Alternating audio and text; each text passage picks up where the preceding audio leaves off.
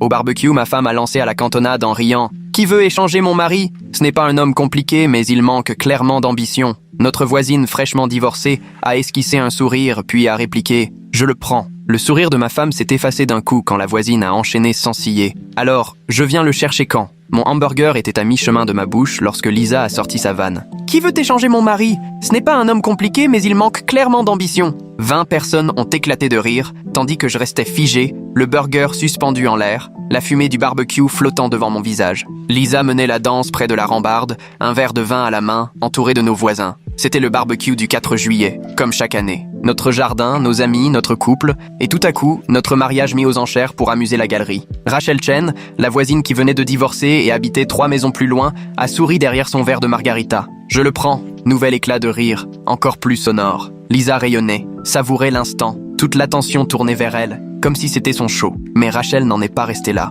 Alors, je viens le chercher quand ? Les rires se sont figés d'un coup, comme si quelqu'un avait coupé le son. Lisa a perdu son assurance. « Quoi ? Je suis sérieuse », a insisté Rachel, posant son verre et me fixant droit dans les yeux, moi, pas Lisa. « Tom est un mec bien, tu n'arrêtes pas de te plaindre de lui. Je me ferais un plaisir de te le débarrasser. » Le silence est tombé brutalement sur le jardin. On n'entendait plus que l'arroseur automatique de la maison d'à côté et un chien qui aboyait au loin, la viande qui grésillait encore sur le grill. Lisa a lâché un rire nerveux, aigu. « C'était une blague, Rachel. »« Ah oui, vraiment !» Rachel s'était rapprochée, plantée face à Lisa. « Parce que tu ressors cette blague à chaque fois qu'on se voit. » Tom manque d'ambition, Tom ne gagne pas assez, Tom est ennuyeux, Tom ne comprend rien à la réussite, Tom ceci, Tom cela. Je me tenais là, un burger dans une main, une bière dans l'autre, spectateur impuissant de ma propre vie. Je plaisantais, a lancé Lisa sur la défensive. « Tu plaisantais vraiment ?» ai-je demandé à voix basse. Tous les yeux se sont braqués sur moi. Une vingtaine de visages, certains gênés, d'autres intrigués, quelques-uns, comme Rachel,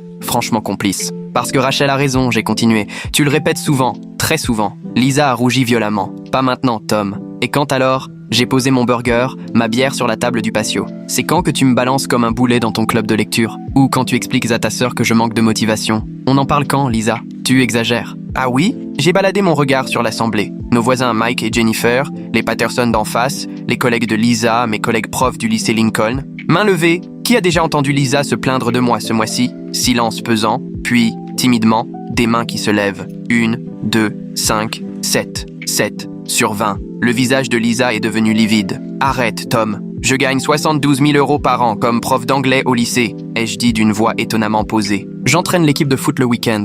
Je fais les courses, la cuisine, la moitié du ménage, je m'occupe des factures, je répare ce qui casse. Si je suis facile à vivre, c'est juste que je n'ai pas besoin de grand-chose pour être heureux. Je me suis interrompu. Visiblement, ce n'est pas assez. J'étais prof depuis 8 ans quand j'ai rencontré Lisa. Elle était chargée de clientèle dans une boîte de marketing en centre-ville. Ambitieuse, déterminée, sublime. Toujours tirée à 4 épingles, toujours le mot pour tout, un café glacé à la main. Je corrigeais des copies dans un café quand elle s'est installée à la table voisine et a lancé la conversation, curieuse de savoir ce que je lisais. Des dissertations sur Gatsby le Magnifique, j'ai répondu. Mon Dieu, j'ai détesté ce livre au lycée. Comme beaucoup. Mais justement, ça parle du rêve américain et de ceux qu'il broie. Toujours d'actualité. Elle a souri. Tu tiens vraiment à enseigner, toi ? Oui. On est sortis ensemble 2 ans, puis on s'est mariés dans un vignoble à Napa. Lune de miel au Costa Rica. Les 3 premières années étaient idylliques. Puis Lisa a grimpé les échelons. Chef de clientèle senior, 90 000 € par an, puis 110 000, puis 135 000. Et quelque part dans son ascension, c'est moi qui suis devenu le problème. Pas de façon claire, pas tout de suite. D'abord des petites piques. Le mari de ma boss vient de devenir associé au cabinet, c'est top. Le mari de Jennifer lui a offert une Mercedes pour leur anniversaire, c'est mignon. Les Johnson refont leur cuisine pour 40 000 €, tu te rends compte. Puis ça a été plus direct. Tu as pensé à faire un master ? Tu pourrais gagner plus. Tu devrais viser un poste de proviseur. Ça touche 6 chiffres. J'ai vu un poste de formateur en entreprise. Tu serais parfait. J'ai tenté d'expliquer que j'aimais enseigner, que je ne voulais pas de promotion ou de virage de carrière, que l'argent ne fait pas tout. Elle disait qu'elle comprenait, puis ça recommençait. Il y a 6 mois, son club de lecture s'est réuni chez nous. J'ai servi du fromage, des crackers, dit bonjour, puis je suis allé corriger mes copies. À travers le mur, j'entendais Lisa. Tom se contente de peu, c'est bien, je suppose. Mais parfois, je me demande ce que ce serait d'être avec quelqu'un de plus ambitieux. On lui a demandé « Tu es heureuse ?» Long silence. Je ne sais plus. J'étais restée là, le stylo rouge en suspens au-dessus d'une copie sur Holden Caulfield, le sentiment que quelque chose se fissurait en moi. Mais je n'ai rien dit, pensant qu'elle avait juste besoin de se défouler, que tout le monde râle sur son conjoint de temps en temps. Puis il y a eu les remarques à sa sœur. Tom est un type bien, mais il n'a pas la niaque, tu vois. À sa mère, il aime sa petite routine. Moi, j'ai besoin de plus. À ses collègues, lors d'un dîner, Mon mari est prof au lycée. C'est noble, mais bon, ce n'est pas ça qui fait rouler la caisse. À chaque fois, une petite entaille. Pris séparément, c'était supportable. Ensemble, c'est devenu douloureux. Ce n'était pas ce que je voulais dire, a bredouillé Lisa, la voix tremblante. Alors qu'est-ce que tu voulais dire, a renchéri Rachel, bras croisés, implacable. Je t'ai entendu au moins 5 fois dire qu'il te déçoit depuis mon divorce. Lisa lui a lancé un regard noir. « Occupe-toi de tes oignons, Rachel. »« Non », a répliqué simplement Rachel, « parce que tu viens juste de proposer de l'échanger comme une vieille bagnole devant tout le monde. Alors forcément, ça m'intéresse. » Elle m'a lancé un regard. « Je peux venir te chercher quand, Tom ?»«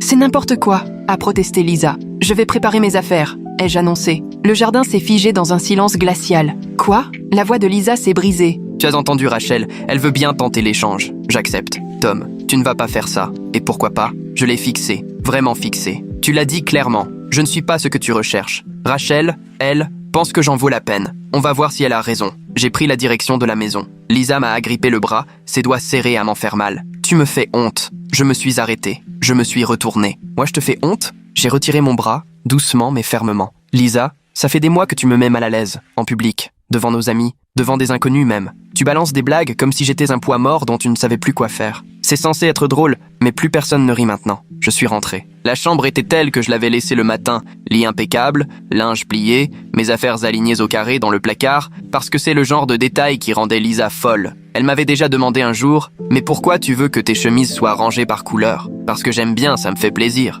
Franchement, quelle perte de temps. J'ai attrapé mon sac de sport. J'ai commencé à rassembler mes affaires. T-shirt, jeans, trousse de toilette, mon ordi, les chargeurs, le livre du moment, Educated, de Tara Westover. Lisa a débarqué à toute allure. Tu vas où comme ça? Chez Rachel, apparemment, vu que tu m'as mis sur le marché. Tom, s'il te plaît. Elle pleurait cette fois, pour de vrai. Je le pensais pas, c'était juste... Juste quoi? J'ai continué à faire mon sac, méthodique, sans me laisser démonter. Juste histoire de me rabaisser devant tout le monde, pour que tout le monde voit bien que tu t'es contenté de moins bien que toi. Mais non, à main levée, Lisa. 7 personnes ont levé la main. 7 de nos amis t'ont entendu te plaindre de moi rien que ce mois-ci. Et combien d'autres l'ont pas fait, juste pour pas t'enfoncer encore plus? Elle n'a rien trouvé à répondre. Tu l'as déjà dit, tu sais, que tu changerais, que tu le pensais pas vraiment. Mais tu recommences, à chaque fois. J'ai fermé mon sac. Tom, fais pas ça. C'est idiot, c'était juste une blague. Non, Lisa. Ce n'était pas une blague, c'est devenu une habitude. Je l'ai regardé droit dans les yeux. Tu veux un mec ambitieux, qui gagne bien sa vie, qui roule en BMW et qui porte des costumes hors de prix? Eh bien, vas-y. J'en ai marre d'être la cible de tes sarcasmes. Je l'ai contourné et je suis descendu. Elle m'a suivi, paniquée, dans l'escalier, à travers le salon, jusqu'à la porte du jardin. Tom, je t'en supplie, on peut arranger ça. J'irai en thérapie de couple, ce que tu veux. Je t'ai demandé 3 fois cette année qu'on aille voir quelqu'un. Tu m'as toujours dit qu'on n'en avait pas besoin, que j'en faisais trop. Je me suis trompé. Oui, tu t'es trompé. Je suis sorti. Le barbecue était fini. Les gens ramassèrent leurs affaires, prétextant qu'ils devaient rentrer. Les Patterson étaient déjà partis. Mike et Jennifer chargeaient leur glacière. Rachel était encore là, debout près du barbecue, calme. Elle attendait. « C'est toujours bon ?» ai-je demandé. Elle a approuvé d'un signe de tête. « La chambre d'amis est prête. Les draps sont propres. Tu es le bienvenu. »« Tom ?» Lisa m'a rattrapé, sa voix déchirée par le désespoir. « Tu peux pas partir comme ça. »« Ah, tu voulais me troquer ?» Rachel a accepté. Marché conclu. J'y ai même pas réfléchi. C'est tout le problème, Lisa. Tu réfléchis pas. Tu ne penses pas à ce que ça me fait. Tu penses jamais aux conséquences. Tu le sors comme ça, sans réfléchir, comme tu le fais depuis des mois. Les derniers invités nous observaient, incapables de détourner le regard ou de se décider à partir. Lisa s'est tournée vers eux. « Dites-lui que c'est insensé. Dites-lui qu'il exagère. » Silence. Puis Mike a fini par lâcher, tout bas, prudent. « C'est toi qui as lancé l'idée, Lisa. Devant tout le monde. Mais c'était une blague. Alors pourquoi personne ne rigole ?» a répliqué Rachel. Elle a pris mon sac et s'est dirigée vers chez elle. 3 maisons plus loin, façade blanche, volet bleu. Je l'avais aidée à déménager après son divorce l'an dernier. Je l'ai suivie. « Tom !» La voix de Lisa a vrillé, prise de panique. « Oh, reviens, faut qu'on parle !» Je me suis arrêté à la frontière entre nos 2 propriétés. Je me suis retourné. « On en parle depuis des mois, Lisa. À chaque fois que tu faisais une blague sur moi, à chaque fois que tu disais à quelqu'un que j'étais pas à la hauteur, à chaque fois que tu me comparais aux autres maris qui gagnent mieux ou qui ont de plus belles voitures, j'ai marqué une pause. T'as juste jamais pensé que j'écoutais. » Rachel a ouvert la porte. « Au fait, ai-je lancé à l'intention des voisins restés plantés dans le jardin. Je ne suis pas quelqu'un de facile parce que je manque d'ambition. Je suis facile à vivre parce que j'étais heureux avec ce que j'avais. J'ai croisé une dernière fois le regard de Lisa. Mais toi, tu ne l'as jamais été. Je suis entré chez Rachel. Elle a refermé la porte derrière moi, laissant Lisa seule, plantée dans le jardin où elle venait de m'humilier. Et elle a compris, trop tard, qu'il y a des paroles, quand elles sont dites, qu'on ne peut plus reprendre. La chambre d'amis de Rachel était à l'étage, propre, sans chichi. Un lit, 2 places avec des draps blancs, une commode, une fenêtre qui donnait sur la rue. La salle de bain est au bout du couloir, a-t-elle dit. Les serviettes sont dans le placard. Serre-toi dans la cuisine si tu veux. Merci. Pourquoi? Pour l'avoir remise à sa place. Pour m'avoir offert une échappatoire. Rachel s'est adossée contre l'encadrement de la porte. Je connais ça, tu sais. Enfin, à peu près. Mon ex-mari a passé 2 ans à me démolir, petit à petit. Les remarques, les blagues sur mon poids, mon boulot, ma façon de m'habiller, la mort à petit feu. Je suis désolé, faut pas. Le quitter a été la meilleure décision de ma vie. Elle m'a adressé un sourire discret, un peu triste. Tu méritais mieux que ce qui s'est passé là dehors. Toi aussi, elle m'a laissé. Je me suis assis au bord du lit et j'ai sorti mon téléphone. 17 appels manqués de Lisa, 43 messages. Je les ai parcourus. Je suis désolé, reviens à la maison. On doit parler. Je ne voulais pas. Tout le monde est parti. J'ai tellement honte. S'il te plaît, Tom, je t'aime. J'ai coupé mon portable. Je n'ai pas fermé l'œil de la nuit. Je suis resté allongé à fixer le plafond, dans la chambre d'amis chez Rachel, ressassant sans fin la dernière année de mon mariage. Les petites remarques, les vannes, les comparaisons, cette érosion discrète de ma confiance. Je tentais de me convaincre que ce n'était pas si grave, que Lisa était juste sur les nerfs à cause du boulot, qu'elle ne pensait pas tout ce qu'elle disait. Mais évidemment, elle le pensait, et j'ai laissé passer. À 6h47, on a frappé à la porte. Oui? Rachel est apparue, juste la tête. Je fais du café, tu en veux? Oui, s'il te plaît. Je suis descendu avec elle. Sa cuisine était bien plus petite que la nôtre, mais elle dégageait cette chaleur tranquille. Quelques plantes alignées sur le rebord de la fenêtre, une cafetière à piston sur le plan de travail, NPR en fond à la radio. Tu as réussi à dormir? A-t-elle demandé. Pas vraiment. Je m'en doutais. Elle a servi 2 mugs, le café noir écorcé. Et maintenant, qu'est-ce que tu vas faire? Ai-je demandé. C'est à toi de décider. Je n'en sais rien. Ce n'est pas grave. Tu n'as pas à le savoir tout de suite. On s'est installé à la table, un café à la main, à observer le soleil pointer derrière la vitre. À 7h15, mon téléphone a vibré. Je l'avais rallumé, mauvaise idée. Lisa.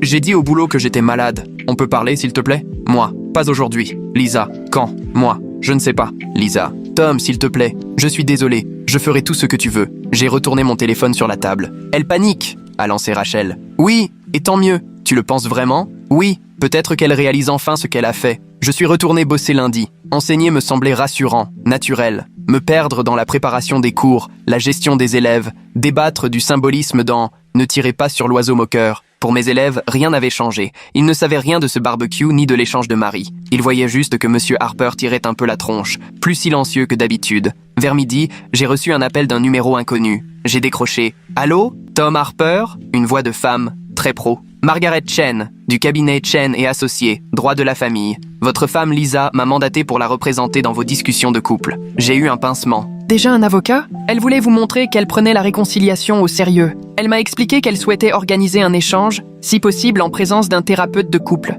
Elle ne pouvait pas me le demander directement. Elle dit que vous ne lui répondez plus. J'ai répondu. J'ai dit pas aujourd'hui. Monsieur Harper, je comprends que vous soyez en colère, mais Lisa regrette vraiment. Elle est prête à entamer une thérapie, à changer, à faire ce qu'il faudra. Prête à arrêter de me ridiculiser devant tout le monde aussi? Silence. Elle reconnaît que son comportement a été blessant, inacceptable. Ce n'est pas une vraie réponse. Dites-lui que j'y réfléchirai. J'ai raccroché. Le soir, Rachel a préparé le dîner. Des pâtes carbonara, du pain à l'ail, une salade toute simple. Tu n'étais pas obligé, tu sais, ai-je soufflé. Je le sais, mais ça me fait plaisir. Et puis tu avais l'air d'avoir besoin d'un vrai repas. On s'est installé dans sa salle à manger, à parler de tout et de rien. Son boulot de graphiste, mes élèves, la météo. C'était doux, normal. Personne pour se foutre de mon ambition, de mon salaire ou de mes choix. Après, elle a sorti 2 verres de vin. Je peux te demander un truc? J'ai acquiescé. Depuis combien de temps ça dure, les réflexions, les blagues? J'ai réfléchi. 1 an peut-être. Et c'est devenu franchement pénible il y a 6 mois. Tu l'as déjà confrontée? Un peu. Je lui disais que ça m'avait blessé. Elle s'excusait, prétendait qu'elle ne le pensait pas, puis reblote 2 semaines plus tard. Classique. On croirait que t'es psy. J'en ai vu une pendant 2 ans, après mon divorce. On apprend des trucs. Elle a bu une gorgée. Mon ex, pareil, une pique bien sentie, des excuses, et ça recommençait. J'ai fini par piger. Ces excuses, c'était juste pour remettre le compteur à 0. Comment t'as réussi à partir? Il a fait une blague sur mon poids à la fête de Noël de sa boîte, devant son patron et une flopée de collègues. Il a dit que je m'étais vraiment laissé aller depuis qu'on était mariés. Elle a esquissé un sourire amer. J'ai quitté la soirée et 3 jours après, j'ai demandé le divorce. Je suis désolé. Faut pas. C'est la meilleure décision de ma vie. Elle m'a observé. Tu sais ce qui était le pire? Quoi? J'ai fini par le croire, que j'étais plus désirable, que j'avais de la chance qu'il soit resté avec moi, que je devais lui être reconnaissante. Elle s'est tue un instant. J'ai mis 1 an de thérapie à me réparer. Je fixais mon verre. Tom, Oui, t'es quelqu'un de bien, tu sais, un bon prof. Tu apportes vraiment quelque chose. Ne la laisse pas te faire douter de ça. C'est ma femme. Oui, mais c'est aussi une personne qui t'a blessé, et ces deux choses ne sont pas incompatibles. Mercredi après-midi, Lisa a débarqué au lycée Lincoln. J'étais en salle, les copies étalées devant moi quand on a frappé. J'ai levé les yeux. Lisa, épuisée, cheveux gras, pas maquillée, jogging et t-shirt. Je ne l'avais jamais vue sortir en jogging. « On peut parler ?» a-t-elle murmuré. « Comment t'es entrée ?» Je me suis présenté à l'accueil. J'ai dit que j'étais ta femme. Tu peux pas débarquer comme ça au boulot. Je sais, je suis désolé, mais tu ne réponds plus, tu ne rentres plus. Je suis désespéré, Tom. J'ai reposé mon stylo. Qu'est-ce que tu veux, Lisa? Je veux qu'on s'en sorte. Aller en thérapie. Je veux... Sa voix s'est brisée. Je veux retrouver mon mari. Le mari que tu voulais échanger? Elle a tressailli. C'était une blague. Oui, tu l'as déjà dit. Je me suis levé, les bras croisés. Mais Lisa, ce n'était pas la première blague. Juste la plus humiliante. Je sais, j'ai été horrible. Je suis tellement désolé. Pourquoi alors? Qu'est-ce que j'ai fait pour que tu m'humilies comme ça pendant des mois? Elle s'est effondrée en larmes. Rien. Tu n'as rien fait. Je me suis laissé embarquer dans le jeu des comparaisons. Tous mes collègues ont des conjoints brillants et j'ai fini par me dire que j'avais fait une erreur, que je n'avais pas choisi la bonne personne. Elle m'a regardé droit dans les yeux. Mais ce n'est pas vrai. Tu es tout ce qu'il me faut. Je m'en rendais juste pas compte. Parce que je ne gagne pas un salaire à 6 chiffres, parce que je suis assez bête pour confondre réussite et bonheur, je me suis laissé tomber sur ma chaise, complètement vidée. Lisa, ça fait 8 mois que j'ai l'impression de ne pas être à la hauteur. Comme si j'étais une déception. Comme si tu avais honte d'être mariée avec moi. Tu te rends compte de ce que ça fait? Maintenant, oui. Tu es sûr? Parce que tu as préféré prendre un avocat au lieu de simplement t'excuser. C'est Margaret qui m'a soufflé l'idée. Je me fiche de savoir d'où c'est venu. C'était une connerie. Elle a tiré une chaise et s'est assise en face de mon bureau, avec la même posture qu'une mère convoquée par les profs. « Dis-moi ce qu'il te faut », elle a dit. « Dis-moi comment réparer tout ça. J'ai juste besoin de temps. Combien? Je n'en sais rien. Mais je peux pas rentrer et faire comme si de rien n'était. Je te demande pas de tout oublier. Je veux juste... laisse-moi une chance de te montrer que je peux changer. Des chances. T'en as déjà eu. À chaque fois que j'ai dit que ça me blessait, c'était une chance. Je sais, j'ai tout gâché. Je demande juste une toute dernière. Je l'ai vraiment regardée. Pour la première fois. Elle avait perdu du poids, des cernes sous les yeux, les mains qui tremblaient. Elle n'allait pas bien. Tant mieux. Il fallait peut-être qu'elle en passe par là pour comprendre ce qu'elle m'avait fait. Je vais y réfléchir. J'ai fini par lâcher. Merci. Je ne promets rien. Je sais. Elle s'est levée, elle a hésité un instant devant la porte. Tom? Oui? Tu sais que Rachel ne te voulait pas vraiment, pas vrai? Elle voulait juste faire passer un message. Je sais. Tu restes chez elle? Oui, dans la chambre d'amis. Oh, elle n'a pas réussi à finir. Si je couche avec elle? Non, c'est juste une amie. Une personne qui sait ce que ça fait d'être rabaissée par son conjoint. Le visage de Lisa s'est décomposé. C'est ça que je t'ai fait vivre, hein? Oui. Elle est partie sans un mot. Ce soir-là, Rachel et moi étions sur sa terrasse, une bière à la main, à regarder passer les lucioles. Lisa est venue me voir aujourd'hui. J'ai soufflé. Ah oui? Et alors? Elle veut qu'on se fasse aider, qu'on essaie de recoller les morceaux. Et toi, tu veux quoi? J'en sais rien. Mais si, tu sais très bien. Je l'ai regardé, perplexe. Quoi? Tu sais parfaitement ce que tu veux. Tu as juste peur de le dire tout haut. Et d'après toi, c'est quoi? Tu veux qu'elle souffre comme tu as souffert, qu'elle comprenne ce que tu as enduré, qu'elle le ressente à son tour. Ensuite, tu veux qu'elle rampe, qu'elle te montre qu'elle a changé. Et peut-être, juste peut-être, tu envisageras de lui donner une autre chance. Je n'ai rien dit, les yeux fixés sur ma bouteille. Je me trompe? A demandé Rachel. Non. Alors prends tout le temps qu'il te faut. Ne retourne pas vers elle sous prétexte que tu te sens coupable ou parce qu'elle va mal. Retourne la voir seulement si, un jour, tu en as réellement envie. C'est ce que t'as fait, toi. Non. Je suis parti et je ne suis jamais revenu. Mon ex ne s'est jamais excusé. Il n'a même jamais reconnu ce qu'il avait fait. Si ça avait été le cas, qui sait? Peut-être que ça aurait changé quelque chose. Elle a haussé les épaules. Ou pas. Parfois, c'est juste trop cassé pour être réparé. 2 semaines plus tard, Lisa et moi avions rendez-vous chez une thérapeute. La docteure Patricia Nguyen, psychologue spécialisée dans les couples et les familles. 19 ans d'expérience au compteur. Son cabinet était installé dans une vieille maison refaite à neuf, pas loin du centre. Fauteuil moelleux,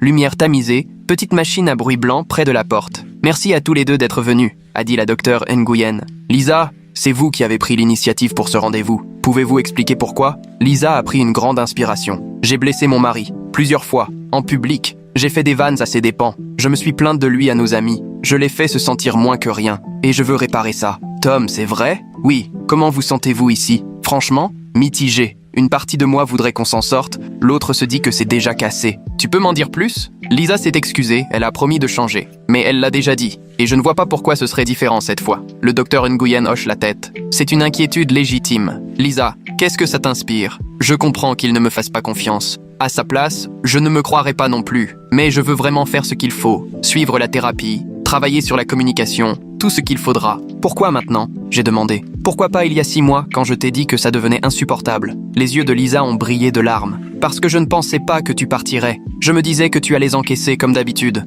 Alors tu as continué à tester, à voir jusqu'où tu pouvais aller. Oui, et j'ai eu tellement tort. Le docteur Nguyen est intervenu. Tom, pour toi, ça ressemblerait à quoi reconstruire la confiance? J'en sais rien. Des gestes, pas des promesses, des preuves que ça a vraiment changé. Par exemple, qu'on arrête de se moquer de moi en public. Plus de comparaison avec les autres couples. Plus de pics sur mon boulot, mon salaire ou mon manque d'ambition. Juste du respect. Lisa, tu peux t'y engager? Oui, vraiment. Même quand tu es stressée, quand ça va pas, ou si la conversation entre amis tourne aux plaintes sur les conjoints? Lisa a hésité. Je ferai tout pour. Faire tout pour, c'est pas suffisant, ai-je dit. Alors d'accord, j'arrête. Plus de blagues, plus de comparaisons, plus de pics. Et si tu dérapes, demande le docteur Nguyen. Je l'assumerai tout de suite, je m'excuserai et je ferai ce qu'il faut pour corriger le tir. On a pris rendez-vous pour des séances chaque semaine. Je ne suis pas rentré chez nous. Pendant les 6 semaines suivantes, j'ai vu les choses changer petit à petit. Lisa a arrêté de m'appeler sans arrêt, elle n'est plus venue à l'improviste. Elle m'a laissé de l'air, m'a envoyé des articles qui pourraient m'intéresser,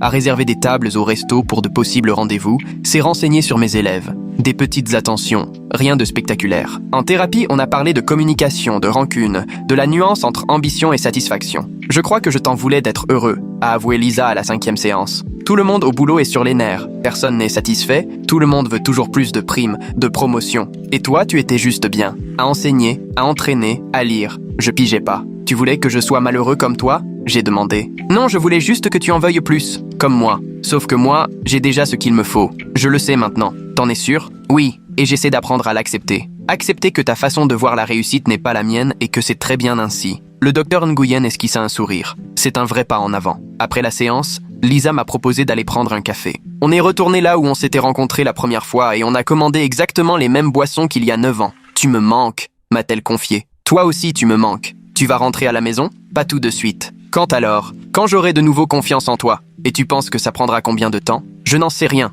Elle a hoché la tête, comme résignée. On a discuté pendant 2 heures. Du boulot, des amis, de ses parents, de mes élèves. C'était presque comme avant, presque normal. 3 mois après ce fameux barbecue, je suis finalement rentré à la maison. Pas parce que Lisa m'y poussait, mais parce que j'en avais envie. On avait suivi 12 séances de thérapie, eu des dizaines de conversations, fait des progrès, certes lents et douloureux, mais réels. Elle avait tenu parole. Plus de blagues à mes dépens, plus de comparaisons, plus d'humiliation devant les autres. Elle avait commencé à me présenter fièrement comme son mari, prof de lycée, sans plus jamais s'en excuser. De petites attentions, mais qui avaient leur importance. Le premier soir du retour, on a commandé une pizza et on s'est installé devant un film sur le canapé. « Ça va ?» a demandé Lisa. « Ou c'est trop tôt ?»« Non, ça va. Je suis content d'être de retour. Moi aussi. » Elle s'est blottie contre moi, un peu timidement, presque sur la réserve. « J'ai encore peur de tout gâcher », a-t-elle murmuré. « C'est possible. Et si ça arrivait? Alors on fera face. Ensemble. Mais, honnêtement, Lisa, si tu m'humilies encore une fois devant tout le monde, je partirai. Pour de bon. Je le sais. Je suis sérieux. Je sais. Et je te promets que ça n'arrivera plus.